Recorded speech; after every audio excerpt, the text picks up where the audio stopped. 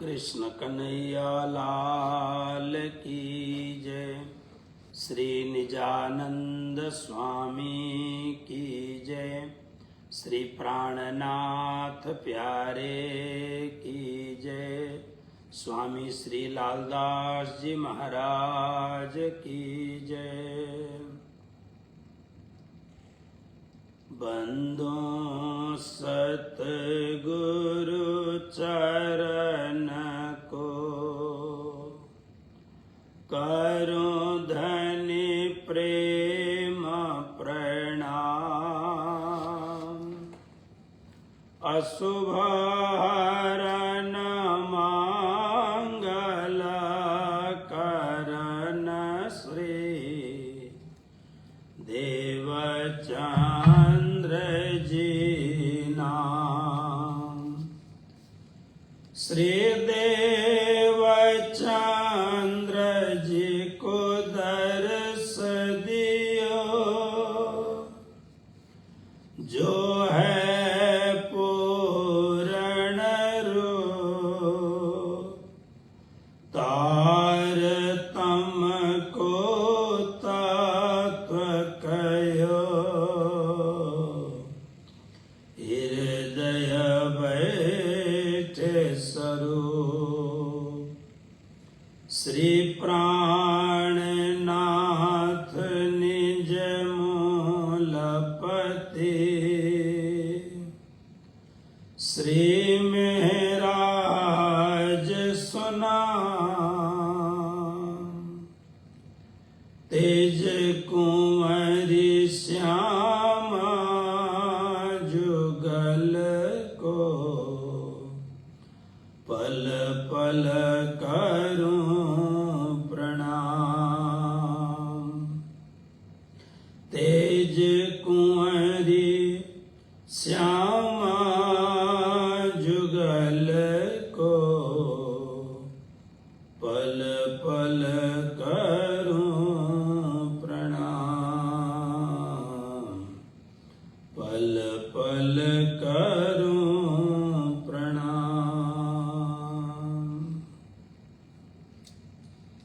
श्री सद्गुरु महाराज की जय। धर्मपरायण आदरणीय सुंदर साथ जी, माताओं, बहनों, भाइयों, परमात्मा की असीम कृपा से आज पुनः हम सभी श्री बीतक साहिब की चर्चा में उपस्थित हैं और बहुत ही निर्विघ्न रूप से परमात्मा की अनंत कृपा से यह कथा भाव और प्रेम पूर्वक आप सबको सुनाई जा रही है। मूल रूप से तो अपने आप को सुनना है, अपने मन को सुनाना है। यह धनी की दिव्य चर्चा हमारा मन सुन रहा है कि नहीं? कानों से तो हमने बचपन से ही सुना है, कानों के माध्यम से हम सुनते हैं और जब कभी भजन वगैरह होते हैं मन को अच्छा लगता है, मनोरंजन भी बहुत अच्छा होता है, नाचते हैं, कूदते हैं। उसके उपरांत फिर प्रसाद बनता है तो प्रसाद का भी हम बहुत अच्छी तरह से रसास्वादन करते हैं। किंतु ज्यों-ज्यों हमारी उम्र बढ़ती जाए, एक परिपक्व अवस्था आती जाए और मन में कुछ वैराग्य की भावना जागृत होने लगे, तो हम लोगों को चाहिए कि अब धीरे धीरे हम अपने आप को भी सुनाना प्रारंभ करें। ये जो बातें हम सुनते हैं, और औरों का तो मुझे पता नहीं, लेकिन मेरा अपना ये है कि जब भी किसी भी ग्रंथ की चर्चा अगर मैं करता हूं, चाहे वो वर्षों से हम करते आ रहे हों, लेकिन कथा से पहले हम उसका एक बार अवलोकन करते हैं, चिंतन करते हैं और हमारे समाज के जो विद्वान हैं वो क्या बोल रहे हैं इस विषय में, वो भी चिंतन करने की कोशिश करते हैं। तो अपने मन को सुनाना है, क्योंकि अपने मन को सुनाएंगे, अपने मानस में ये बात रखेंगे तो धीरे धीरे धीरे हमारे भीतर में और ज्यादा भक्ति और प्रेम का फल लगने लगेगा। आइए, हम लोगों ने महाकारण की बात सुनी, अर्थात श्री परमधाम से यहां आने का मूल कारण क्या था, वो बात हमने सुनी। और उसके साथ साथ में हम लोगों ने इसी संदर्भ में संक्षिप्त रूप से सृष्टि विषयक बातें सुनी। विशेष करके अक्षरातीत परब्रह्म परमात्मा कौन है और उनके सत अंश से सारे विश्व ब्रह्मांड के कर्ता धर्ता, अनेकों ब्रह्मांडों के कर्ता धर्ता यह अक्षर ब्रह्म कौन है, जिसे उपनिषद कहती है अक्षरात् संभवति विश्वम। इस विषय में हमने थोड़ी सी चर्चा की और फिर आगे जाकर के भगवान नारायण से लेकर के शेष नारायण पर्यंत, ताकि हमें पता लगे कि यह जो चर्चा हम सुन रहे हैं ये संसार की चर्चा नहीं है, 14 लोक की चर्चा नहीं है, किसी देव विशेष की चर्चा नहीं है। यह चर्चा आगे अपनी बीतक सो लीजो चित धर, यह हमारी अपनी चर्चा है, हमारी अपनी मतलब यानी हम अक्षरात् परतः पर, जागिए इन घर, हम वो श्री परमधाम की आत्मा है, हम वो श्री परमधाम की ब्रह्म आत्मा है, तो सबसे बड़े मालिक अक्षरातीत परब्रह्म परमात्मा के चरणों तले हम रहते थे, जो कभी नाश नहीं होता है। नाश में आने यद गत्वा न निवर्तन्ते, जहां जाकर के पुनः संसार में लौटना नहीं पड़ता, वो श्री परमधाम की हम आत्मा है। यानी हम वहां की आत्मा है। हमारे पूर्ण ब्रह्म परमात्मा सच्चिदानंद घन अक्षरातीत श्री कृष्ण और श्री राधा जी कौन है, इस विषय में हम लोगों ने महाकारण के संदर्भ में चर्चा सुनी। फिर यहां आते समय पहले ब्रज में आए और व्रज की जो लीला है वह लीला कालमाया की लीला है। और महाराष्ट्र के विषय में कल खूब बातें हम लोगों ने सुनी। मीठा मीठा नाद भेणु ना भागता, आवी आवी ने मारे काने अथड़ाए। वह मीठी माधुरी, वह बंसरी के वह दिव्य स्वर हम लोगों ने सुने। फिर महाराज का वर्णन किया। उसके बाद में मनोरथ पीछे रहे। श्री परमधाम में राज्य महाराज ने बढ़ा चढ़ा करके अक्षर ब्रह्म के उस दुख के खेल को इतना बढ़िया से हमको समझाया। ब्रज के अंदर जो दुख देखा, रास के अंदर जो विरह का दुख देखा, विप्रलंब श्रृंगार का, उससे भी मन नहीं भरा। इसीलिए इस जागने के ब्रह्मांड में आने का एक कारण बना। तो वह कारण के चलते जागने के ब्रह्मांड में कैसे आए? सबसे पहले वही सखियां आईं। सखियों के बाद में अक्षरातीत पर ब्रह्म परमात्मा की सहजा शक्ति, परम आह्लादिनी शक्ति श्री श्यामा जी महारानी आने का कारण बनाती हैं। तो उसी के लिए यहाँ पर कहा जाता है कि रास खेलने के बाद में अक्षरातीत परब्रह्म परमात्मा ही इस जगत पर ज्ञान की वह गुह्यतम बातें लेकर के हुक्म के स्वरूप के विषय में स्वामी श्री लालदास जी महाराज ने मोहम्मद जी का नाम लिया है, लेकिन उसके साथ साथ में शास्त्रों में जो भी उत्तम से उत्तम बातें कही गई हैं, श्री परमधाम की बातें हों, ब्रह्म सृष्टि की बातें हों, श्री परमधाम के मालिक अक्षरातीत परब्रह्म परमात्मा की आह्लादिनी शक्ति के सहित उनका वर्णन हो, तो यह सब कुछ चाहे वह ऋषियों के माध्यम से हो, चाहे वह सुखदेव जी के माध्यम से हो, चाहे वह मंत्र दृष्टा ऋषियों के माध्यम से हो अथवा व्यास जी के माध्यम से हो, ये सब, क्योंकि श्री जी कहते हैं हक रसना के भेद, चाहे वो कदेव पक्ष हो या वेद पक्ष।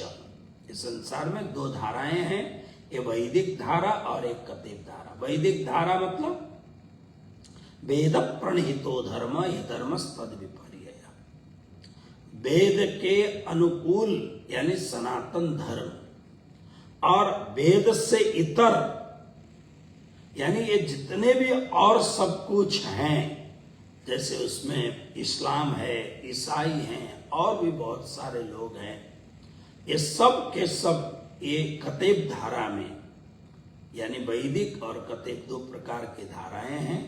इनमें अलग अलग महापुरुषों के माध्यम से परमात्मा की ही कृपा से अलग अलग ग्रंथ बने हैं। तो उसको यहाँ पर स्वामी श्री लालदास जी महाराज कहते हैं यह सब हुक्म के स्वरूप के द्वारा निर्मित है। और उसके बाद में इस जगत पर जब श्यामा जी महारानी आई तो कैसे आई, आइए उसके विषय में थोड़ी सी चर्चा करते हैं। श्रीदेव चंद्र जी महाराज किस ढंग से यहाँ पर पधारते हैं। देखिए, यह भारत अखंड भारत, यद्यपि छोटे छोटे राजा थे, रजवाड़े थे, कहा जाता है लगभग 600 से ज्यादा ये रजवाड़े थे, 600 से ज्यादा। तो आपस में लड़ा करते थे। तो इसी बीच में जो अखंड भारत पार्टीशन नहीं हुआ था, उससे पहले लगभग 400 वर्ष पहले, 450 वर्ष पहले एक सिंध प्रांत जिसको मारवाड़ कहते हैं, मारवाड़ में एक सिंध प्रांत हुआ। सिंध प्रांत में मारवाड़ में जो एक बहुत ही सुंदर गांव, उमरकोट नामक गांव, बहुत ही सुंदर गांव, और इस गांव में बहुत ज्यादा लोग नहीं हैं, लेकिन जितने हैं बड़े भक्त हैं। तो इनमें एक परिवार है कायस्थ परिवार, मतु मेहता और कुंवर बाई यहां रहते हैं। ये बड़े कृष्ण भक्त हैं, एक कायस्थ परंपरा के हैं। अब ये कायस्थ क्या है? देखिए, ब्राह्मण वेद भगवान कहते हैं कि भगवान विराट के मुख से ब्राह्मण की उत्पत्ति हुई। ब्राह्मण मुखमाशित बाहुराजन्य, विराट पुरुष के बाहु से क्षत्रिय प्रकट हो गए, और जंघा से वैश्य प्रकट हो गए, और भगवान के श्री चरण से शूद्र प्रकट हो गए। लेकिन ये कायस्थ कौन है? ये ब्राह्मण क्षत्रिय वैश्य शूद्र चार में कहां आते हैं? कहते हैं इनकी उत्पत्ति का एक अलग सा कारण है। ब्रह्मा जी तप कर रहे थे, तब करते करते अकस्मात उनके मस्तक से पसीने का बूंद गिरा। पसीने का बूंद गिरते ही उससे एक पुरुष प्रकट हो गया। पसीना का बूंद गिरा, पुरुष प्रकट हो गया, और उस पुरुष ने हाथ जोड़ के कहा, महाराज मुझे अपनी शरण में लीजिए। ब्रह्मा जी ने पूछा, तुम कौन हो? मैं आपके शरीर में से ही निकला हुआ हूं, अनेक प्रकार की जो सृष्टि होती हैं उनमें से स्वेद बिंदु से भी यानी पसीने से भी सृष्टि होती है। तो मैं आपके शरीर के पसीने से जन्मा हुआ एक पुरुष हूं, आदमी हूं, मुझे अपनी शरण में लीजिए। तो उन्होंने कहा काय से उत्पन्न, काय माने शरीर, काया से उत्पन्न हुए हो इसलिए तुम्हारा नाम कायस्थ, कायस्थ। प्रभु मैं क्या सेवा करूं, मुझे कोई काम दीजिए, सेवा दीजिए। तो कहते हैं कि ब्रह्मा जी ने उनको कहा आप यमराज के पास जाइए, धर्मराज के पास जाइए, क्योंकि धर्मराज अकेले हैं, पूरी जो कयानात है उसके हिसाब किताब उनको करने पड़ते हैं। किसने कितना पुण्य किया, किसने कितना पाप किया, पुण्य किया तो किस ढंग का किया, पाप किया तो किस ढंग का किया। तो उनको एक मुनीम की जरूरत है, जिसको गुजरात में मेहता कहते हैं, उनको मुनीम की जरूरत है, आप जाओ।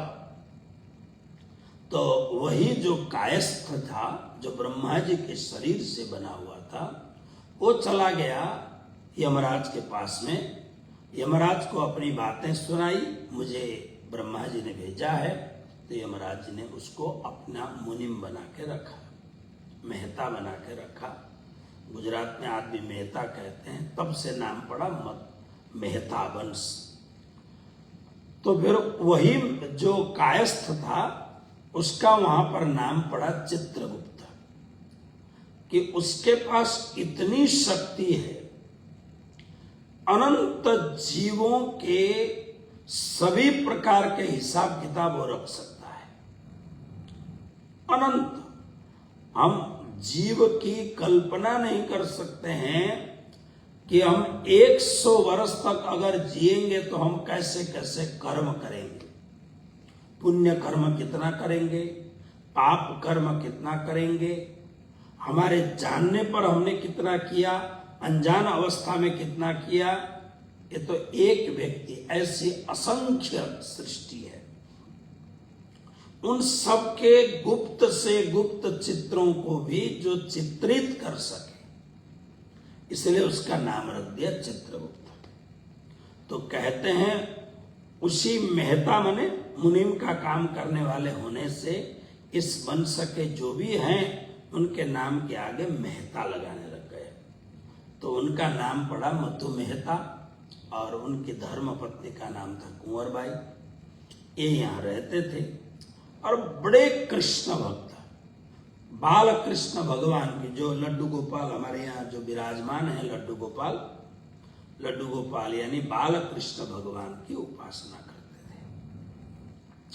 एक दिन गांव में क्या होता है कि ब्राह्मण भी कुछ ऐसे, पहले एक सिस्टम था, एक नियम था कि जैसे हर महीना या 15 दिन में एक बार हजाम घूमता था, नापीत घूम करके सबके बाल काटना, दाढ़ी काटना, ये सब काम करता था। हजाम एक और काम आज भी हमारे यहाँ गुजरात में करता है, शादी वगैरह हो तो सबको न्योता देने का काम वो करता है। तो इसी प्रकार से जब गर्मी का मौसम आने से पहले कुम्हार घूमता है, कुम्हार घूम करके सबके घर में मिट्टी का वो मटका रख देता है। फिर ये लोग क्या करते हैं, ये लोग जब अनाज हो जाए तो सबको अनाज बांटते हैं, क्योंकि अनाज ज्यादा होता है वहां, और जिनके घरों में अनाज नहीं है, जो दुकानदार हैं, वो पैसा देते हैं। इसी तरह ब्राह्मण भी घूमते थे, अपने यजमानों के घर में ब्राह्मण घूमते थे, सबको आशीर्वाद देते थे। घूमते घूमते ब्राह्मण कहे कि गुरुदेव बहुत दिन हो गया आप आए नहीं, जरा जन्म पत्र देखना। तो जन्म पत्र खोल के देखते थे। एक दिन ब्राह्मण ने जन्म पत्र खोली, खोल करके देखते हुए आश्चर्यचकित होकर के कहा, मधु मेहता जी, आपके इस उम्र में भी बालक होने का कुछ संकेत मिल रहा है ग्रह दशाओं में। मधु मेहता आश्चर्यचकित हो गए, कुंवरबाई आश्चर्यचकित हो गई। ऐसा बिल्कुल एकदम आपके अब जो समय आ रहा है, ये जो समय बिल्कुल आपके ग्रह गोचर इतने बढ़िया ढंग से बैठे हुए हैं, आपको निराश होने की जरूरत नहीं है। मैं तपस्वी ब्राह्मण हूं, मैं अयाचक तपस्वी ब्राह्मण हूं, और मैं इसको अच्छी तरह भली भांति जानता हूं। आपके घर में आपका सुपुत्र होगा, और ये भी हम कह दें सुपुत्र ही होगा, लेकिन उम्र तो काफी कुछ हो चुकी है, तो अब क्या करें? तो उन्होंने कहा कि आप एक मंत्र का जाप करो। आप बालकृष्ण की उपासना तो करते ही हो, लेकिन इसके साथ साथ में एक मंत्र का जाप। हमारे यहाँ क्या होता है, सनातन धर्म में मंत्रों का बहुत बड़ा महत्व है, बहुत मंत्रों का महत्व है। मंत्र में जो त्र शब्द है ना, त्र का अर्थ होता है जो त्राण दे, जो रक्षा करे। मंत्र शब्द का अर्थ है जो आपके मन की जो रक्षा करे, उसको मंत्र कहते हैं। तो हमारे यहाँ बहुत सारे, मेरे पास बहुत बार लोग आते हैं, यहाँ अमेरिका में भी जब मैं मंदिर में होता हूँ, लोग फोन करके आते हैं, हमारी ऐसी ऐसी समस्या है, ये हो रहा है, हम क्या करें? तो उनकी समस्या के हिसाब से उनको बोलते हैं कि ये जाप किया करो। जैसे श्रीमद् भागवत में एक श्लोक है, कृष्णाय वासुदेवाय हरये परमात्मने प्रणतः क्लेशनाशाय गोविंदाय नमो नमः। आप इसका जाप करिए, आपके संकट समाप्त हो जाएंगे। जैसे श्री कृष्ण प्रणामी धर्म निजानंद संप्रदाय में लोग मेरे पास कई बार हम पूछते हैं कि ऐसा कोई मंत्र दीजिए, ऐसी कोई बात बताइए जिससे संकट न आए। तो तारतम वाणी में जो 18,000 चौपाइयां हैं, उनमें से जो विशेष एक चौपाई है, उसको किस ढंग से जाप करना, वो हम उनको बताते हैं, और 100% उनके संकट समाप्त होते हैं। विश्वास करीने दौड़ी जेह तारतम न फल लेशित। तो ब्राह्मण ने भी, ये भी कृष्ण भक्त ब्राह्मण थे, उन्होंने कहा आपको मैं एक श्लोक मंत्र देता हूं, इसका जाप किया करो। तो उन्होंने मंत्र दिया, देवकी सुत गोविंद वासुदेव जगतपते देहि मे तनयं कृष्ण त्वामहं शरणं गता। हे कृष्ण, मैं त्वाम शरणम गतः, आपकी शरण में हूं। बस जब मेरे ग्रह गोचर ठीक हैं तो देहि में तनयम, मुझे पुत्र रत्न दीजिए। लेकिन पुत्र कैसा हो? बिल्कुल आपका परम भक्त हो, ऐसा पुत्र होना चाहिए। पुत्र तो हो, लेकिन कंस जैसा हुआ तो? हमें कंस जैसा पुत्र नहीं चाहिए, हमें तो आपका परम भक्त हो ऐसा पुत्र चाहिए, ताकि इस वंश को भी चलाए और भक्ति की गरिमामयी परंपरा को भी आगे ले जाए, क्योंकि बहुत जरूरी है। अमेरिका में पिछले 31 वर्ष से मैं देख रहा हूं, हमारे बहुत सारे भक्तों के घर में इतनी सुंदर सेवा पूजा रखी गई है। तारतम वाणी 1, 2, 3 तारतम वाणी है, पुस्तकों के ढेर लगे हुए हैं, अनेक प्रकार के फोटो वहां पर, अलग अलग सदगुरुओं के भिन्न भिन्न प्रकार के फोटो हैं। लेकिन अब जो 31 वर्ष पहले जिन लोगों को हमने देखा था, अब वो बहुत बूढ़े हो चुके हैं। 80 और 90 के बीच में लगभग, कुछ 75 वर्ष के होंगे, लेकिन सभी 75 से 90 के बीच में हैं। लेकिन हर किसी के घर में प्राय संतान कोई भी अक्षरातीत धामधनी की सेवा करने वाली संतान नहीं है। अब हम साधु संतों को इन्होंने दक्षिणा तो बहुत अच्छी दी, लेकिन हम पिछले 31 वर्ष से हम साधु संतों ने कभी ऐसा प्रयत्न भी नहीं किया इनके बच्चे धार्मिक बने। इसमें हम लोग भी दोषी हैं, क्योंकि जब गृहस्थ के घर हम जाते हैं, बहुत अच्छा भोजन कराते हैं, दान दक्षिणा करते हैं, और हम भी सोचते हैं कि ज्यादा से ज्यादा दक्षिणा दें, हम बड़े खुश होते हैं। लेकिन हमने कभी 31 वर्ष से हमने भी नहीं सोचा कि ये धार्मिक बने। और खास करके तो बड़े बड़े तीर्थों से इसका एक प्लान होना चाहिए, इसका एक बहुत अच्छा स्ट्रेटेजी होनी चाहिए। खैर, लेकिन अब बहुत तकलीफ है, क्योंकि बच्चे बहुत अच्छे हैं, बड़े बड़े डॉक्टर हो गए। क्योंकि 31 साल पहले हम देखते थे, वो पढ़ते थे, उनके साथ हमने बास्केटबॉल खेला है। अब वो बच्चे कोई बड़े बड़े इंजीनियर हैं, कोई बड़े बड़े MBA करके बड़े बड़े वो बिजनेस में लगे हुए हैं, डॉक्टर्स हैं बड़े बड़े, सब कुछ बहुत बड़े बड़े हैं, इतना पैसा कमाते हैं बहुत। लेकिन घर में उनके माता पिता ने जो बहुत ही अच्छा मंदिर बनाया है, श्रृंगार किया है, अच्छे अच्छे मुगट बंसी और श्रृंगार रखा है, अब ये 80 साल की उम्र में जैसे तैसे सेवा तो कर पाते हैं, लेकिन अब उनके जो वंशज हैं, उनके जो आने वाली पीढ़ी है, वो कोई सेवा करने के लिए तत्पर नहीं है। इसीलिए मतों में था ये कहते हैं कि आप मुझे पुत्र दें, लेकिन ऐसा पुत्र दें कि वो भक्त हो।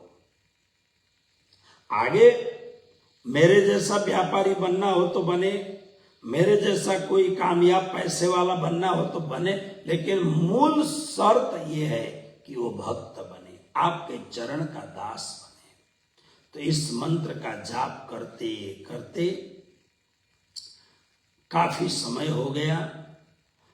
मतु मेहता कुंवरबाई खूब भक्ति करते हैं, सपने में अलग अलग प्रकार के उनको दर्शन होने लग गए। सपने में मतु मेहता को ऐसा लगता है कि मैं वृषभान जी हूं क्या, यानी श्री राधा के पूज्य पिताजी वृषभान जी, उनको ऐसा अनुभव होता है कई बार कि क्या मैं वृषभान हूं क्या।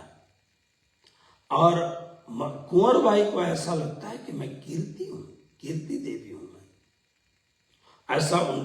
ऐसा उनको लगता है कि मैं कौन हूं।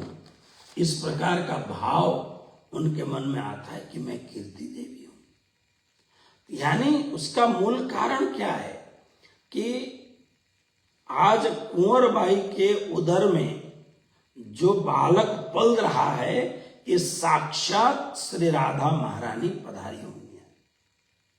तो इसलिए उनको सपने भी कई प्रकार से ऐसे सपने दिखाई देते हैं। वृषभान जी को ऐसा लगता है कि छोटी सी राधा, बिल्कुल छोटी सी राधा, घुटनों के बल चलते चलते पिताजी के गोद में आकर के बैठ गई, ऐसे स्वप्न दिखाई देता है। उसका मूल कारण क्या है? आज मैं एक प्रवचन सुन रहा था, बहुत बढ़िया वेदांत के प्रवचन। उसमें एक बात बहुत अच्छी उन्होंने एक बात कही वेदांत के प्रवचन में, जिसका जागृत बढ़िया है उसका सपना भी बढ़िया होगा। यानी जब आप जगे हुए हैं तो जागृत अवस्था आपका बढ़िया है, जागृत अवस्था आपके ठीक है, तो आपका स्वप्न भी अच्छा होगा। तो ये भक्ति करते हैं, भजन करते हैं, तो उनको ऐसा लगता है कि मानो श्री राधा जी हमारे पास आ रही हैं, ऐसा उनको अनुभव होता है। तो ऐसे करते करते समय आ गया, प्रतीक्षा की घड़ी पूरी हो गई। प्रतीक्षा की घड़ी पूरी होने पर स्वामी श्री लालदास जी महाराज कहते हैं, संवत 1638 आसोज सुदी 14 को जन्मदिन श्रीदेव चंद्र जी आए प्रगटे मारवाड़ मुँह आई प्रगटे मारवाड़ मुँह। विक्रम संवत 1638 आसोज का महीना है, शुक्ल पक्ष की चतुर्दशी की पुण्यतिथि है और इस पुण्यतिथि के बेला में शाम के समय में मतु मेहता और कुंवरबाई के घर में ऐसा अनुभव हुआ मानो साक्षात ब्रह्म ही प्रकट हो गए हों। इस प्रकार से उनको अनुभव हुआ और उस समय छोटे से शिशु के रूप में साक्षात श्री श्यामा महारानी प्रकट होती हैं। बोलो श्री श्यामा महारानी की जय, सद्गुरु महाराज की जय। आज भी क्योंकि आसोज के पूनम के दिन में शरद ऋतु का पूनम है, तो उस समय पद्मावतीपुर धाम में मेला लगता है। उससे एक दिन पहले सदगुरु श्री देवचंद्र जी महाराज का जो मंदिर है, क्योंकि सदगुरु महाराज के नाम से पूरे संसार भर में एक ही मंदिर है जिसको सदगुरु मंदिर कहा जाता है, वो है पद्मावतीपुर धाम में। तो पद्मावतीपुर धाम में सदगुरु श्री देवचंद्र जी के मंदिर में एक दिन पहले यानी चतुर्दशी के दिन रात को 12 बजे तक जग करके भव्याति भव्य रूप से सदगुरु महाराज का जो जन्मदिन है उसको मनाते हैं। सदगुरु महाराज प्रकट हो गए और प्रकट होने के बाद में पूरे एकदम संसार भर में इतना आनंद छा गया कि कहते हैं कि जब सदगुरु महाराज जन्मे तो कैसा समय था, तो कहते तामे गाम उम्र कोट मत मेहता घर अवतार, माता जो कुंवर बाए ताको कहूं विस्तार। जब जन्मे मारवाड़ में घर आनंद अति आनंद नर नार, यह बधाई ब्रह्मांड में त्रिगुण समेत विस्तार। मारवाड़ प्रांत में मतु मेहता उमरकोट गांव में मतु मेहता जी के घर में अवतार हुआ। कहते मतु मेहता घर अवतार। जब वो प्रकट हो गए तो कहते हैं घर में तो आनंद छाया ही, पूरे गांव में आनंद हो गया, क्योंकि मतु मेहता जी इतने प्रिय थे, बड़े व्यापारी थे और बहुत ही प्रिय थे सबके। तो उन्होंने सबने गांव वालों ने मिल करके खूब प्रेम से मतु मेहता जी की बधाई की। सब घर में आए, उन्होंने स्वागत किया और स्वागत करने के बाद में लालदास जी महाराज कहते हैं त्रिगुण समेत विस्तार।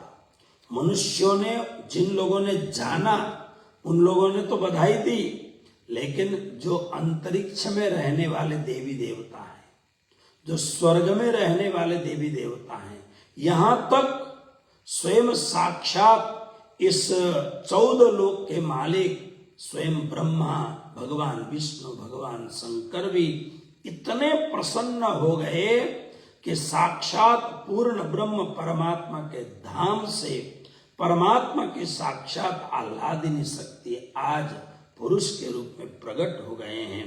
इसलिए सुखदाई सबन को, क्योंकि यह बालक आगे जाके सबको सुख देगा।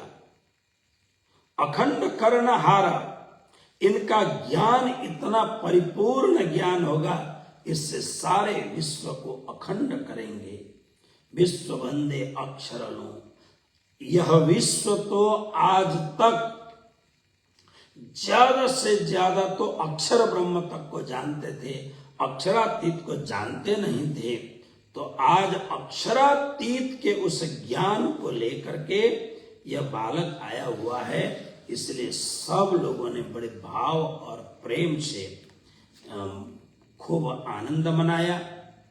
तो श्रीमद् भागवत के 2 श्लोकों को उदाहरण देते हुए 12वें स्कंद के दूसरे अध्याय के 37 और 38 श्लोक का उदाहरण देते हुए लालदास जी महाराज ने यह साक्षी के रूप में श्लोक रखा। देवापि संतनुर भ्राता मरुक्षेस्वाकुवंशजः कलाप ग्राम आशाते महायोग बलान्वितो ताव्य हैत्य कलेरंते वासुदेवानुशिक्षितो वर्णाश्रमयुतम धर्मम पूर्ववत प्रथयिष्यति। कहते हैं वो जो आगे जाके बोलेंगे सतयुग के बीजभूत, तो उसको कैसे रखा, तो उदाहरण देते कहते हैं इस समय शांतनु के भाई देवाक और इक्ष्वाकु कुलोद्भव, इक्ष्वाकु कुल में उत्पन्न महाराज मनु महान योग बल से युक्त हो करके कलाप ग्राम में स्थित हैं। ये दोनों कलयुग के अंत में, और कलयुग का अंत क्या है कि बहुत सारे कलयुग में जैसे एक चंद्र ग्रहण हो, एक सूर्य ग्रहण हो, ऐसे बहुत सारे वस्तुओं के द्वारा धीरे धीरे कलयुग की आयु समाप्त होती जाएगी और कलयुग पूरे न होने पर भी सतयुग का उदय हो जाएगा। तो वो क्या है, सद्गुरु श्रीदेव चंद्र जी महाराज का आगमन है। इसलिए कहा ये दोनों कली के अंत में यहाँ आकर श्री वासुदेव भगवान की प्रेरणा से वर्णाश्रम से युक्त धर्म की पहले की भांति यानी सतयुग में जो परम धर्म था उसकी स्थापना करेंगे। तो उसी के लिए लालदास जी महाराज कहते हैं सतयुग के बीजभूत इनो बीच रहे विस्तार होवे सब में जाहिर अखंड ये संसार। सद्गुरु श्री देवचंद्र जी महाराज इसलिए तो कहा एते दिन त्रैलोक में होती बुद्ध सुपन्न सो बुद्ध जी यानी सद्गुरु देवचंद्र जी महाराज सो बुद्ध जी बुद्ध जागृत ले प्रगटे पुरी नौतन। श्री 5 नौतनपुरी धाम में प्रकट हो गए, ये बात की बात है। इसलिए यहाँ बहुत सारी ऐसी बातें उन्होंने कहा कि जिस प्रकार से कतेब ग्रंथों में भी लिखा हुआ था, वैदिक ग्रंथों में भी लिखा था, उन सब ग्रंथों के आधार पर श्री देवचंद्र जी महाराज का प्राकट्य होता है।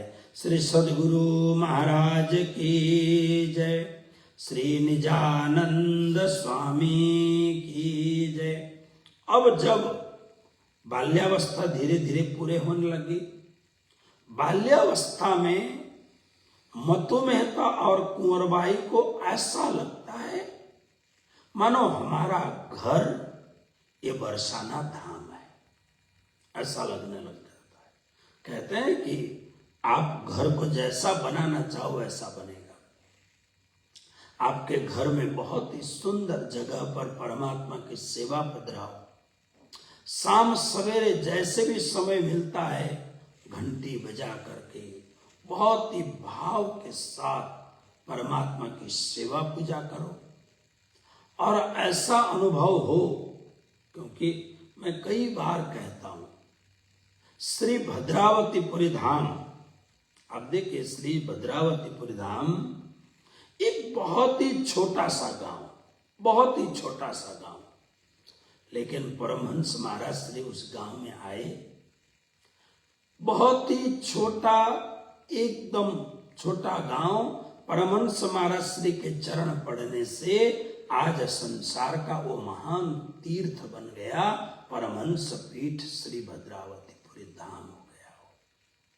तो अपने घर को कैसे बनाना है, मतु मेहता कुंवरबाई दोनों भक्त तो थे ही, बहुत अच्छी तरह सेवा पूजा और सब अच्छी तरह रखा हुआ था। और जब छोटी अवस्था में श्रीदेव चंद्र जी महाराज किल्लोल करते हुए, घुटनों के बल चलते हुए, कमर में बंधी हुई छोटी छोटी चांदी की जो करधनी और उसमें लगी हुई छोटी छोटी घंटियों को बजाते बजाते घर के भीतर और आंगन में जब श्री देवचंद्र जी महाराज चलते हैं, मतु मेहता कुंवरबाई को ऐसा लगता है कि ओ साक्षात श्री बरसाना धाम में बैठे हुए हैं। और अपने आप को ऐसा अनुभव होता है कि वृषभान जी हैं और कीर्ति देवी हैं, ऐसा अनुभव होता है। कारण साक्षात श्री श्यामा महारानी श्री राधा जी आज इनके आंगन में प्रकट हुई हैं। तो इस प्रकार से श्री देवचंद्र जी महाराज बहुत ही छोटे, अब धीरे धीरे माँ की उंगली पकड़ करके चलने लग गए, पिताजी की उंगली पकड़ करके चलने लग गए। तो माँ क्या करती है कि प्रत्येक दिन सेवा करती है माँ बहुत अच्छी तरह से, क्योंकि भक्तों का तो नियम है सवेरे की सेवा तो होनी है। तो जब सेवा करने के लिए जाती है तो साथ में बालक भी चला जाता है। तो धीरे धीरे माँ के साथ में बालक बैठता है और माँ जो करती है वो बच्चे देखते हैं। आज भी बहुत सारे अमेरिका में भी जो बच्चे दादा दादियों के साथ में पलते बड़े होते हैं, तो मैं देखता हूँ कई बार बच्चों को बहुत कुछ सिखाते हैं। गायत्री मंत्र सिखाते हैं, कृष्ण मंत्र सिखाते हैं, संकीर्तन सिखाते हैं, हनुमान चालीसा सिखाते हैं, बहुत सारे जो और मंत्र वो सिखाते हैं। तो छोटे छोटे बच्चे बोलते रहते हैं। आप बचपन में हम लोगों को भी तो यही शिक्षा मिली, क्योंकि प्रणामी घर में जन्मे, चारों ओर तो मांस मिट्टी खाने वाले लोग थे, लेकिन घर में ऐसा वातावरण था कि नहीं, इनके घर में पानी भी नहीं पीना चाहिए क्योंकि इनका घर अशुद्ध है। सबके साथ दोस्ती अच्छी, लेकिन खाना पीना नहीं। पानी भी पीना हो तो घर में आके पीना, अथवा तो नल में हाथ लगा के पानी पीना। तो वही संस्कार धीरे धीरे बढ़ते बढ़ते आगे बढ़ गया संस्कार। तो आप क्या सिखाते हो बच्चे को, है ना? जैसे दुख के साथ कई बार कहना पड़ता है कि भक्तों के घर में भी बच्चों को खिलाने के लिए आमलेट बनता है अंडे का। बोले क्यों? इससे विटामिन मिलता है, प्रोटीन मिलता है। आप क्या खिलाते हो? जब बहुत पहले से ही बच्चों को आप बार बार ये सिखाते हो कि नहीं, आपका भोजन शुद्ध होना चाहिए, क्योंकि सनातन धर्म में आहार शुद्धि का बहुत बड़ा महत्व है। आहार शुद्ध हो, सत्व शुद्धि। आहार मतलब मुख से खाने वाला आहार, कान से सुनने वाला आहार, आंखों से देखे जाने वाला आहार। फेसबुक खोल के देखो, सोशल मीडिया में देखो, आंखों का कितना गंदा गंदा आहार वहां मिलता है। तो जो इंद्रियां आपके ग्रहण करेंगी वही तो फिर मन का परिणाम होगा, मन का रिजल्ट होगा। तो अब ये तो समय ही उस समय, क्योंकि 30-40 वर्ष पहले जब मोबाइल नहीं थे तो जीवन कितना सुकून से भरा हुआ था, जीवन कितना आनंदपूर्ण था। और फिर फोन आ गया, उसके बाद में अब तो इंटरनेट आ गया। बहुत ही थोड़े पैसे दो और पूरे महीने इंटरनेट चलाओ। आप बैठे हैं, इंटरनेट चला रहे हैं, पूरी दुनिया आपके मुट्ठी में है। आप क्या चला रहे हैं, क्या देख रहे हैं, क्या हो रहा है संसार में। देखिए, कुंवरबाई सवेरे उठती हैं, घर का कार्य पूरा करके माताजी पूजा की सामग्रियां लेकर के, पूजा की सारी पूजा करने की सामग्रियां, और फिर परमात्मा को भोग लगाने के लिए दूध और कुछ फल, कुछ मिठाइयां सब लेकर के चली जाती हैं। साथ में टुकुर टुकुर करते हुए देवचंद्र जी पहुंचते हैं। देवचंद्र जी बैठे बैठे माता की पूजा देखते हैं, प्रार्थना करती हैं, अगरबत्ती जलाती हैं, आरती करती हैं, फिर मिठाई और फल वगैरह भोग लगाती हैं, दूध भी भोग लगाती हैं। लेकिन ये भगवान तो कभी खाते ही नहीं है। तो कुछ समय के पश्चात श्री देवचंद्र जी महाराज ने माता के रहते रहते दूध उठाया। अरे क्या कर रहे हो? बोले माँ मैं खिलाता हूँ। श्री देवचंद्र जी महाराज ने कटोरा उठाया दूध का और उठा करके बाल मुकुंद जी के होंठ में लगाया। माँ देख रही, क्योंकि छोटा बच्चा है, चलो ना करने दो। तो ज्यों ही वह दूध का कटोरा उठा के श्री देवचंद्र जी ने बाल मुकुंद के होठों पर लगाया, आश्चर्य हुआ। साक्षात बाल मुकुंद प्रकट हो गए वहां, और होकर के बाल मुकुंद ने श्री देवचंद्र जी महाराज के हाथ से गटागट गटागट गटागट दूध पूरा पी लिया। बोलो सदगुरु महाराज की। छक पर फिर बाल मुकुंद जी अंतर ध्यान हो गए। कुंवर बाई विचार करती है कि मुझे पूजा करते करते मैं बूढ़ी हो गई, लेकिन ऐसा अद्भुत अलौकिक स्वरूप मैंने आज तक नहीं देखा था। बड़ी कुतूहलता के साथ घर पहुंची। अजी सुनते हैं आप? हाँ बोलो। आज ऐसा ऐसा दृश्य हुआ, बड़ा आश्चर्य लगता है। और आश्चर्य लगने पर उनको लगता है कि ये तो अलौकिक, क्योंकि कहते हैं ना कि होनहार बिरवान के होते हैं चिकने पात। होनहार जो व्यक्ति होता है ना, वो उसके पहले से ही लक्षण बहुत अलग होते हैं। तो बस इस प्रकार से आगे बढ़ते गए। फिर नामकरण संस्कार हुआ उनका। नामकरण संस्कार में नाम क्या रखा जाए, ज्योतिषी आ गए। आकर के उन्होंने होड़ा चक्र के माध्यम से नाम के लिए सब राशियां देखा। देखने पर उन्होंने कहा इनका नाम देवचंद्र रखो। इतना सुंदर नाम सुनते ही आनंद हो गया, क्योंकि नाम के हिसाब से भी व्यक्ति के हृदय में गुण का विकास होता है। इसलिए नाम बहुत अच्छा रखना चाहिए। आज लोग अपने बच्चों को लेके आते हैं, उनको पूछा जाए आपके बच्चे का नाम क्या है, तो ऐसा नाम बोलते हैं कि जिस नाम का कोई अता पता अर्थ नहीं है। लोगों को लगता है कि आधुनिक नाम रखेंगे तो बहुत अच्छा होगा। नहीं नहीं, हमारे यहाँ पर पौराणिक जो नाम है बहुत ही सुंदर नाम है। आप देखिए ना, इस समय अमेरिका में एक बहुत ऊंचे पद पर मंत्री हैं जिनका नाम है तुलसी। अमेरिकन है, अमेरिका में जन्मे, अमेरिकन है, लेकिन नाम तुलसी रखा। बहुत सारे गोरे भक्त हैं जिन्होंने अपना नाम भगवान के नाम से जोड़ा है, देवियों के नाम से जोड़ा है। तो इनका नाम रखा देवचंद्र। श्री देवचंद्र जी महाराज की जय। जो इतना शीतल प्रदान करे, जिनके वचन, जिनकी वाणी, जिनके आशीर्वाद सभी को सुख दे, सभी को शीतलता प्रदान करे। चंद्रायते शीतली करोति, सबको शीतल दे, आनंद दे। इसलिए देवचंद्र नाम रखा गया।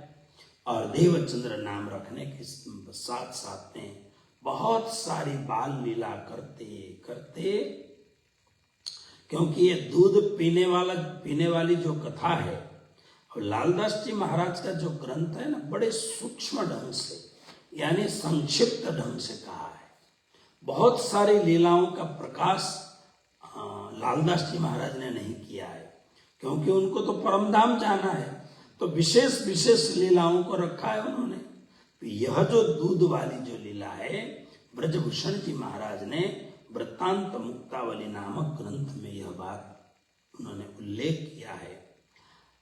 और अब धीरे धीरे वृत्तांत मुक्तावली में सदगुरु श्री देवचंद्र जी महाराज के लिए वर्णन है कि जब 5 वर्ष के हो गए, अब 5 वर्ष में बहुत ज्यादा खेल में मन नहीं लगता है उनका। तो ब्रजभूषण जी महाराज कहते हैं, 5 वर्ष के जब भय तब चित्त भयो विचार, मैं को यह जगत है कहाँ वार कहाँ पार। 5 वर्ष की उम्र में ही उनके मन में भाव आने लग गया कि भाई मैं कौन हूं, यह संसार क्या है, मैं कहां से आया हूं, मैं कौन हूं। इस प्रकार के भाव जागने लग गए। तो चिंतन में बैठते हैं। चिंतन का अर्थ ये नहीं है कि आप मुरझा करके बैठो। बहुत सारे ऐसे लोग हैं कि जब देखो चेहरे पर बिल्कुल मायूसी छाई होती है, अमावस की तरह अंधेरा चेहरा होता है। बोले क्या सोचते रहते हैं? अरे भाई, इतना भी क्यों सोचते हो कि जो आपका चेहरा ही बिगड़ जाए। चिंतन अगर करते हैं, चिंता अगर होगी तो चेहरा बिगड़ेगा, अगर चिंतन होगा तो चिंतन से तो हृदय में एक पवित्र भावना आती है। लेकिन शाम के समय में बच्चों के साथ में खेलने के लिए बाहर जाते हैं, तो शाम का समय था, शाम होने से पहले खेलने के लिए गांव के बाहर एक तालाब के पास में गए, लोटा वगैरह सब लेकर के चले गए।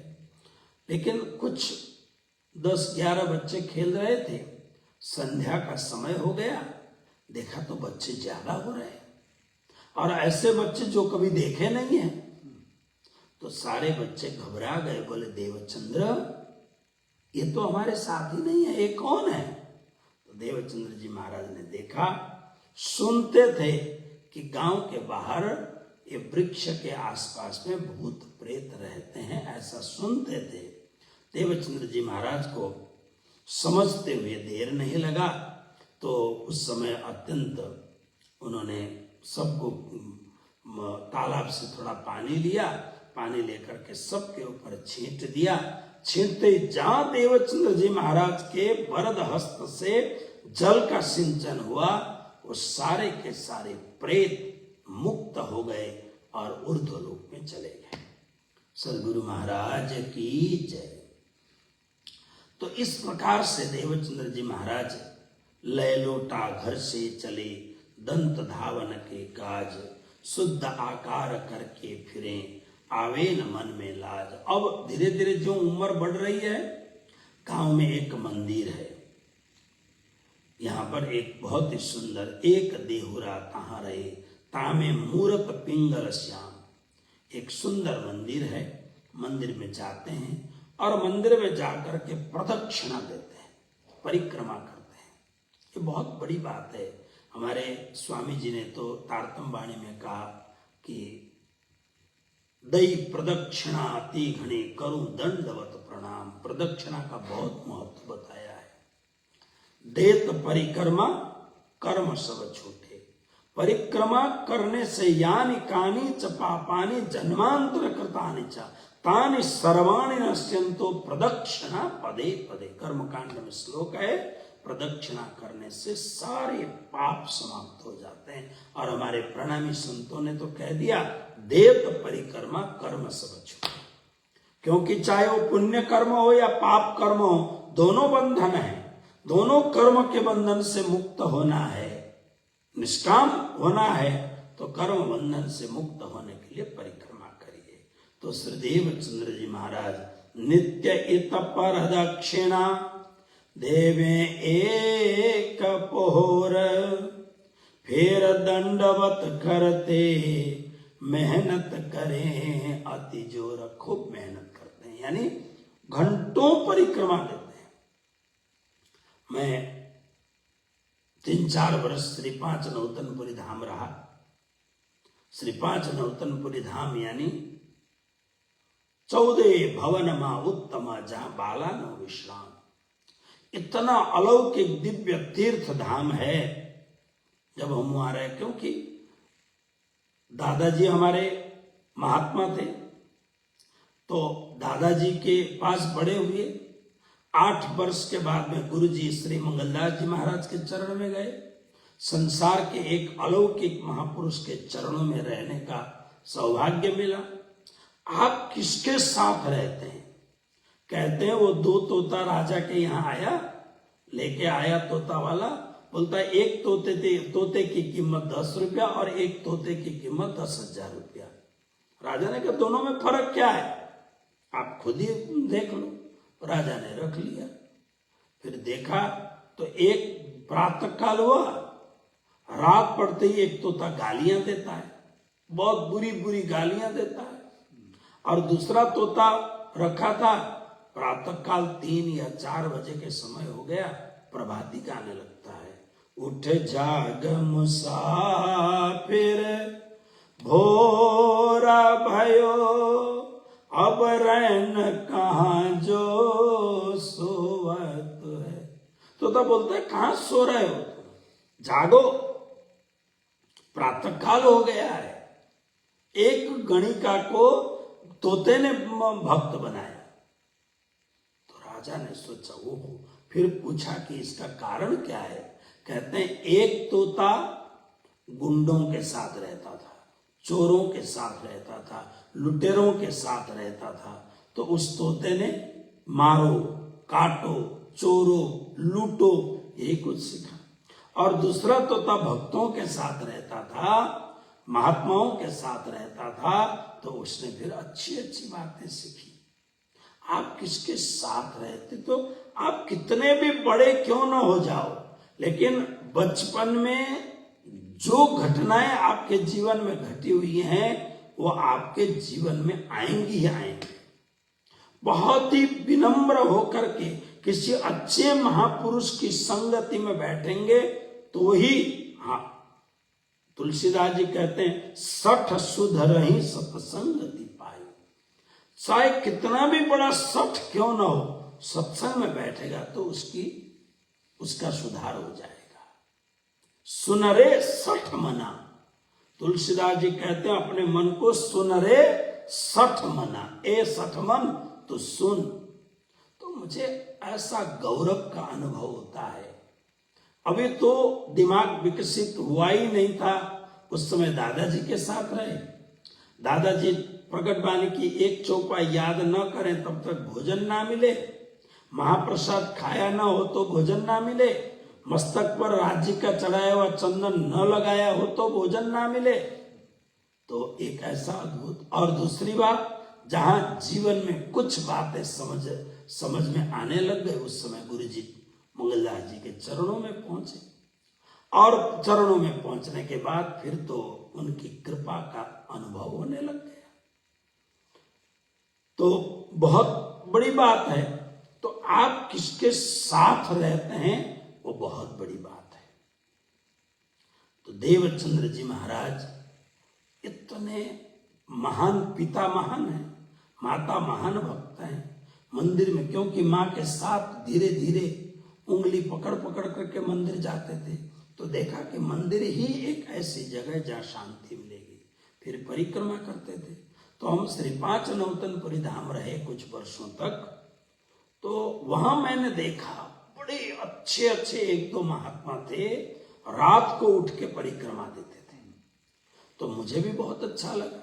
अब मैं भी बचपन से संगत में बैठा, तो मैं भी रात को उनके देखम देख में मैं भी रात को परिक्रमा लगाता था। पहले तो देखम देख में लगाया, लेकिन भीतर तो वो भाव था ही, वो भाव फिर उद्घाटित हो गया तो अच्छा लगने लग गया, अनुभव होता था। श्री पांच नौतनपुरी धाम एक जागृत तीर्थ है। आप ये जो कल्प वृक्ष के समान जो खिजरा का वृक्ष है, उसके पास में रात को 12-1 बजे बैठे, आपको अनुभव कुछ नया सा अनुभव होगा। आज भी ऐसा लगता है कि सिद्ध महापुरुष जो हमारी आंखों में नहीं आते हैं, ऐसे सिद्ध महापुरुष श्री पांच नौतनपुरी धाम की परिक्रमा लगाने के लिए आते हैं। तो इसलिए मंदिर चाहे पुराना हो, अब जो नया बन रहा हो, लेकिन वो जो भूमि है ना, भूमि परम पावन भूमि है। जिस भूमि के लिए श्री जी महाराज ने कहा उत्तम 14 भवनमा, ये भूमि के लिए कहा। तो ऐसे पवित्र तीर्थों में आप जब आप परिक्रमा करेंगे, विचरण करेंगे, तो बहुत अच्छा लगेगा। देवचंद्र जी महाराज परिक्रमा करते हैं, परिक्रमा लगाते हैं। लेकिन कोई ऐसा व्यक्ति आ जाए जो हमारे मन की जो शंका है कि मैं कौन हूं, इसको निकाल दे, ये समस्या का समाधान करे। ब्रजभूषण जी महाराज ने लिखा कि 5 वर्ष की उम्र से उन्हें प्रश्न होने लग गया था, लेकिन लालदास जी महाराज कहते हैं, जब 2 बरस 11 तब मन उपजो विचार, मैं कौन कहाँ थे आइया, कहाँ मेरो भरता। 11 वर्ष की उम्र, मैंने वही कहा ना कि लालदास जी महाराज खाली संक्षिप्त में बात कहते जा रहे हैं। 11 वर्ष की उम्र में भावना परिपक्व हो गई कि अब मुझे अध्यात्म के ही इस दिव्य पंथ का पथिक होना है। तो मन में बार बार विचार आने लग गया, मैं कौन हूं, को हम कहां थे आई, अब मैं कहां से आया हूं? ये संसार तो ऐसा है, लगता है मैं कहीं दूर से आया हूं, मेरा और कोई जगह है। इतने में एक दिन पिताजी ने कहा, बेटा मैं कच्छ की ओर जा रहा हूं और मैं भी अकेला हूं, चलो दोनों चलते हैं। तो पिताजी लेके चले गए और जाकर के हरिदास जी के आश्रम में इनको रख दिया। हरिदास जी उनके मित्र भी थे, गुरु भी थे, और हरिदास जी को कहा, बेटे को देखना मैं सामान का सब संचय करके आऊं। तो कुछ दिन कच्छ में जाकर के वापस आए, तब आने पर इनको लगा कि हमारी जो जगह है, यानी ये जो उमरकोट है, यहां तो साधु संत आते नहीं है। इसका कारण ये है, उस देश में साधु संत आवत नाही कोई, जल कसनी देख के इत काहू न आवन होए। पानी की बहुत कमी, पानी की बहुत किल्लत, इसलिए बहुत लोग नहीं आते थे। लेकिन कच्छ में देखा था उन्होंने कि साधु संत बहुत आते हैं, यहाँ पर बहुत साधु संत थे। तब उनको लगा कि अब मुझे कच्छ में ही जाना पड़ेगा, ताकि तब वहां जाकर के मेरी आत्मा की प्यास बुझेगी। मेरे भीतर जो प्रश्न मुझे सोने नहीं देते हैं, जो जिज्ञासा मेरे रग रग को उद्वेलित कर रहे हैं, उन प्रश्नों का समाधान कोई सच्चा सदगुरु मिलेगा, कोई अलौकिक अलख महापुरुष मिलेगा, वही मेरे प्रश्नों का उत्तर देगा। ऐसा सोच करके अब मैं जाऊं। लेकिन अब जो ही इनकी उम्र 15-16 वर्ष की हुई, निरंतर मन वैराग्य से भर रहा है, तो माता पिता को चिंता होने लगी, कहीं ये साधु न बन जाए। पहरा देने लग गए, बार बार देखने लग गए। देवचंद्र जी को पता लग गया कि मुझे जाने नहीं देंगे, ये मुझे संसार में ही बांध के रखना चाहते हैं, अब मुझे यहां से भागना पड़ेगा। तो लगभग 16 पूरा होकर के 17 वर्ष के लग रहे हैं। अब मन में उन्होंने बनाया, अब मुझे तो छोड़ करके जाना पड़ेगा। उधर माता पिता किसी भी तरीके से इसको घर में बांध के रखें, ऐसा विचार करते हैं। और देवचंद्र जी देख रहे हैं कोई ऐसा दांव लग जाए, कोई ऐसा समय आ जाए, माता पिता की आंख बचा करके मैं यहां से भाग निकलूं। अब देखो कौन समर्थ हो सकता है, किसकी बाजी चलती है। सदगुरु श्री देवचंद्र जी महाराज की आगे की जो कथा है, वो कथा कल करेंगे। आज सदगुरु महाराज को बियावान प्रदेश में अकेले नहीं छोड़ते हैं। बस सदगुरु महाराज के दिव्य चरित्र मैं आप सबको कहना चाहूंगा कि जितना हो सके श्री देवचंद्र जी महाराज के उदात्त चरित्रों का ज्यादा से ज्यादा श्रवण करिए। स्वामी श्री लालदास जी महाराज ने सदगुरु श्री देवचंद्र जी महाराज के दिव्य चरित्र को संक्षिप्त में वर्णन किया है, क्योंकि अपने सदगुरु महाराज ठाकुर यानी प्राणनाथ जी से उन्होंने जितना सुना उतना उन्होंने लिखा। लेकिन श्री प्राणनाथ जी महाराज के साथ वर्षों तक वो साथ में रहे, इसलिए विशद रूप से महामती स्वामी श्री प्राणनाथ जी के विषय में लालदास जी महाराज ने वर्णन किया है। किंतु अन्य वितकों के आधार से स्वयं साक्षात श्री प्राणनाथ जी महाराज ने अपने मुखारविंद से अपने परमात्मा समान सदगुरु के विषय में जो बातें कही गई हैं, उन सब बातों को सम्मिश्रण करके निजानंद स्वामी के उदात्त दिव्य चरित्रों का हम श्रवण करें। क्यों? श्री देवचंद्र जी नाम अशुभ हरण मंगल करण, श्री देवचंद्र जी नाम। सदगुरु श्री देवचंद्र जी का नाम हमारे सारे के सारे अशुभ को हरण करने के लिए पर्याप्त है। जन्म मृत्यु के चक्र को भी छुड़ाने के लिए सदगुरु श्री देवचंद्र जी महाराज का नाम पर्याप्त है। इसलिए सदगुरु महाराज के दिव्य चरित्रों को यथाशक्ति खूब प्रेम से हम चरित्रों का उजागर करने की कोशिश करेंगे। आइए आज सद्गुरु महाराज की दिव्य प्राकट्य महोत्सव और बाल लीलाओं का वर्णन करके आगे की लीला को चिंतन करते करते आज के प्रसंग को विराम देते हैं। सबको कोटि कोटि प्रणाम। कृष्ण कन्हैया लाल की जय, श्री निजानंद स्वामी की जय, श्री प्राणनाथ प्यारे की जय, श्री परमहंस महाराज की जय, स्वामी श्री लालदास जी महाराज की जय, सर्व सुंदर साथ की जय। प्रणाम।